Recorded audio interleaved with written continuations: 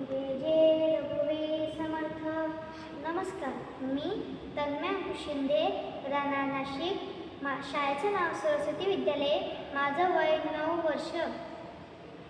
लोकप्रिय अभिनेत्री आणि लेखिका अनुराधा राजद्राक्ष मॅडम यांनी आयोजित केलेल्या मनाचे श्लोक या स्पर्धेमध्ये मी सहभागी झालेलो आहे आणि त्यासाठी मी श्लोक क्रमांक 7 ची निवड केलेली आहे.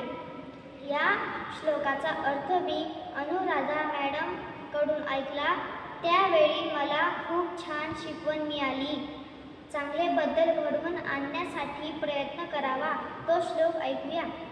मना श्रेष्ठ दारिष्ट जीवी धरावे, मना बोलणे नीच शोषित जावे, सये सर्वदा नम्र वाचे वदावे, मना सर्व लोकांशी नीव व्हावे. श्रेष्ठ म्हणजे मोठे, धारिष्ट म्हणजे हिंमत. चांगले बदल घडवून आणण्यासाठी जी माणसं काही वेगळं काम करतात ती श्रेष्ठ असतात. जसं लोकमान्य टिळक, महात्मा गांधी, महात्मा फुले, डॉक्टर बाबासाहेब आंबेडकर यांनी समाजात बदल घडवून आणण्यासाठी खूप प्रयत्न केले. मोठ्या हिमतीने त्यांनी समाजात सुधारणा घडवून आणली. तसंच आपण सुद्धा एखादी गोष्ट साध्य करण्यासाठी हिंमत दाखवावी आणि पुढे जावं. मना बोलणे नीच शोषित जावे. यातील नीच या शब्दाचा अर्थ आहे वाईट. एखादे चांगले काम करत असताना काही वाईट अनुभव सुद्धा येतात. जसे सावित्रीबाई फुले यांनी मुलींच्या शिक्षणासाठी ज्योत पेटवली तेव्हा त्यांना खूप वाईट अनुभव आले.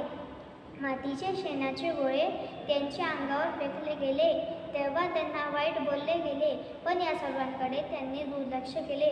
सर्व वाईट गोष्टी सहन केल्या. तसंच आपण सुद्धा एखाद्या गरीब मित्राला मदत करत असताना इतर मित्र जर आपल्याला हिंमत असतील तर आपण त्या सगळ्याकडे दुर्लक्ष करायचं. स्वये सर्वदा नम्र वाचे वदावे.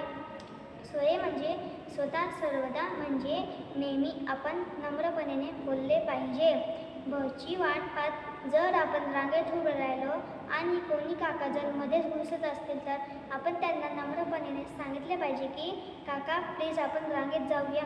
घरातील सर्व मंडळी, नातेवाईक, मित्र यांच्याशीही आपण नम्रपणे बोलले पाहिजे. जय जय रघुवीर समर्थ.